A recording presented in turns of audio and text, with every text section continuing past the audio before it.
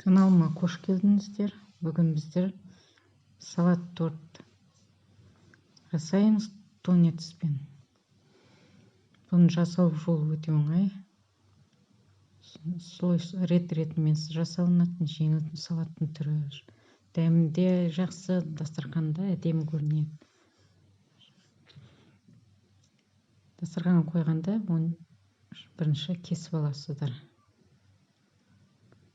Сосын бөліммен бересіздер. Әдемі көрінеді, жақсы. Бұл жерде біздер огурцайды, қиярды ұзын шалап турап, сонымен әдемілейміз. Дәмі дейтін өте тәтті. Жасау жолы оңай. Оған дейтін біздер қияр, піскен жұмыртқа, тунец, картоп, сәбіз керек болады. Сосын жүгері керек болады. Консервіде тунецті біздер өзінің майына істесеңіздер болады, или соуспен, или майонезбен жасасаңыздар болады. Содан кейін жіңішке туралған қиярымызды тәрелкемізге шетінен қойып әдемілеп шығасыздар. Бұл жерде қияр менде кішкентай қияр болды.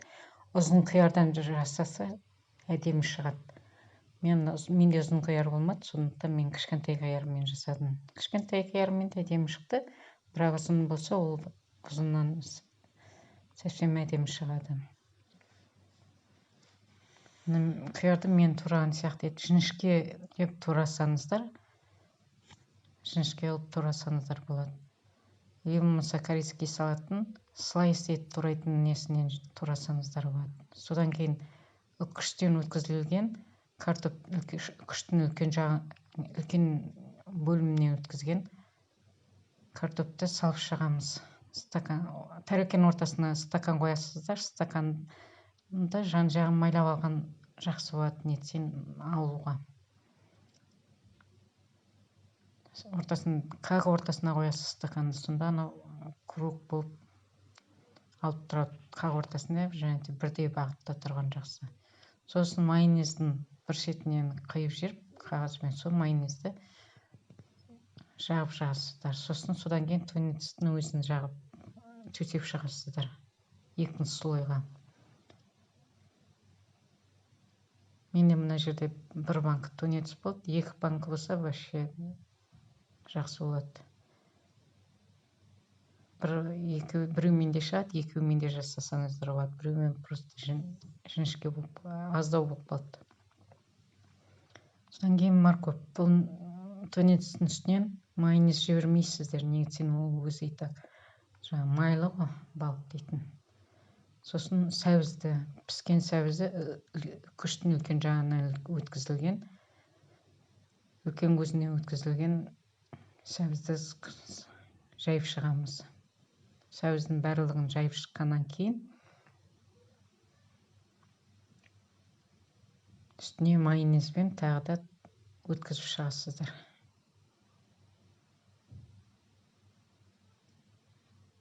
Майонезбен өткізіп алып, үстінен жүгеріні, суын төгіп тастап, сүзілген жүгеріні салып шығамыз. Жүгерінде мол салсаңыздар болады, әдемі болып тұрады бір бағытта. Сосын жүгерінің үстіне кішкене майонезбен жүріп шығасыздар. Бәрін жан-жағына салып болғаннан кейін жүгерінің үстіне де майонезбен жүріп шығасыздар.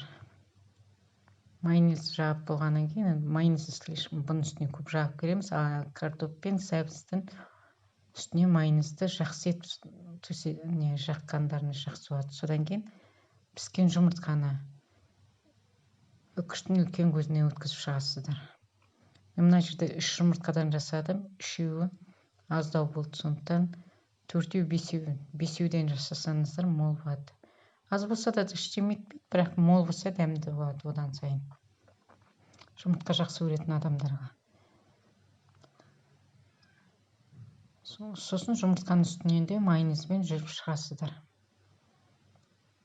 Майонезбен жүріп шыққаннан кейін қиярымызды ретімен жауып шығамыз үстін. Бір бағытта. Бірінші майонезімізді әбден жағып аласыздар. жаңағы майонезді жағартып, майонездің несін бір жағын қайшымен үшбұрыштап құйсаңыздар, түскенде әдемі бір бағытта түседі. Содан кейін қиярымызды жауып шығамыз.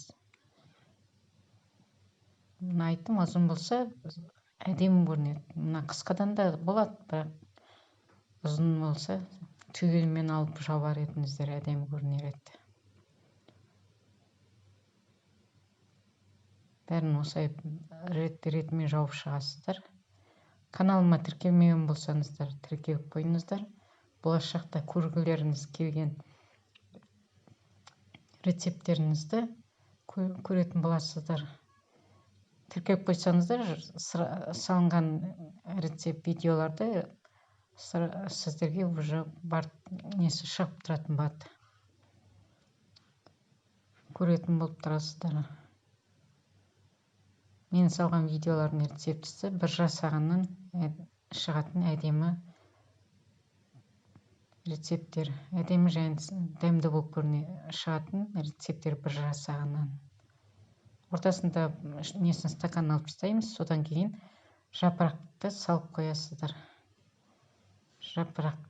Салат жапырағын қоясыздар. Басқалай да әдемілеулеріңізге болады, өздеріңіздің қалауларыңыз бойынша.